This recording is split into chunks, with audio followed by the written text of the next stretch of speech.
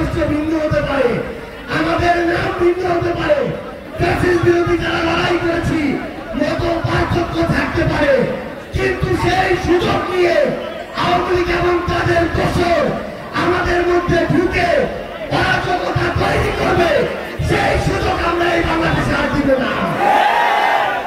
আমরা বাংলাদেশে তদন্ত কমিটির খেলা দেখতে চাই না। আমরা দেখতে চাই এই অভ্যুত্থান পরবর্তী বাংলাদেশে এই তদন্ত কমিটিগুলো প্রত্যেকটা ঘটনার পিছনে কোন ব্যক্তিগুলো দায়ী, কোন সিস্টেম দায়ী, কোন প্রতিষ্ঠানগুলো দায়ী, সেগুলো খুঁজে বের করে তদন্ত সাপেক্ষে তাদেরকে যেন শাস্তির আওতায় নিয়ে আসে। আমরা এই বাংলাদেশে এমন ধ্বংসের পরে আর কোন চুরির খেলা দেখতে চাই না।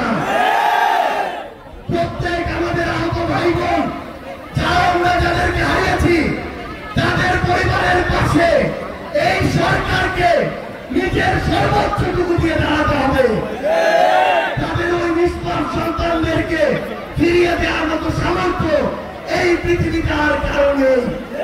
কিন্তু এই সরকারকে, এই দেশের বিচার বিভাগকে এই ঘটনার তদন্ত সাপেক্ষে সুষ্ঠু বিচার নিশ্চিত করতে হবে এবং সেই দায়িত্ব এই সরকারকে নিতে হবে।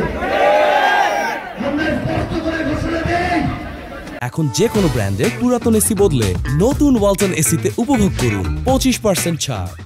আমাদের অনেক লোক থাকতে পারে, ফ্যাসিস্ট বিরোধী যারা লড়াই করেছি মত পার্থক্য থাকতে পারে, কিন্তু সেই সুযোগ নিয়ে আওয়ামী লীগ এবং তাদের দোসর আমাদের মধ্যে ঢুকে অরাজকতা তৈরি করবে, সেই সুযোগ আমরা এই বাংলাদেশে আর দিব না। আমাদের মধ্যে রাজনৈতিক আদর্শ ভিন্ন হতে পারে, আমাদের নাম ভিন্ন হতে পারে, আমরা বিএনপি, জামাত, এনসিপি, ইসলামী আন্দোলন বাংলাদেশ, গণ অধিকার পরিষদ এমন বিভিন্ন নামে রাজনৈতিক লড়াই করতে পারি, কিন্তু যদি আওয়ামী লীগ প্রশ্ন আসে তাহলে আমরা ঐক্যবদ্ধভাবে এই সকল সন্ত্রাসীদেরকে প্রতিরোধ করব। সংগ্রামী সহযোদ্ধারা, আমাদের নিজেদের মধ্যকার মত পার্থক্যে ফাটল ধরিয়ে সুযোগ নেওয়ার জন্য অনেকে বসে আছে। আমরা এই বাংলাদেশে এই সুযোগ আর কাউকে দিব না। আমাদের অভ্যুত্থানে যারা শহীদ হয়েছে, আহত হয়েছে, তাদের উপরে এই যে হত্যাযজ্ঞ, এই অন্তর্বর্তীকালীন সরকারকে এই গণহত্যার বিচার নিশ্চিত করতে হবে, রায়গুলোকে কার্যকর করতে হবে।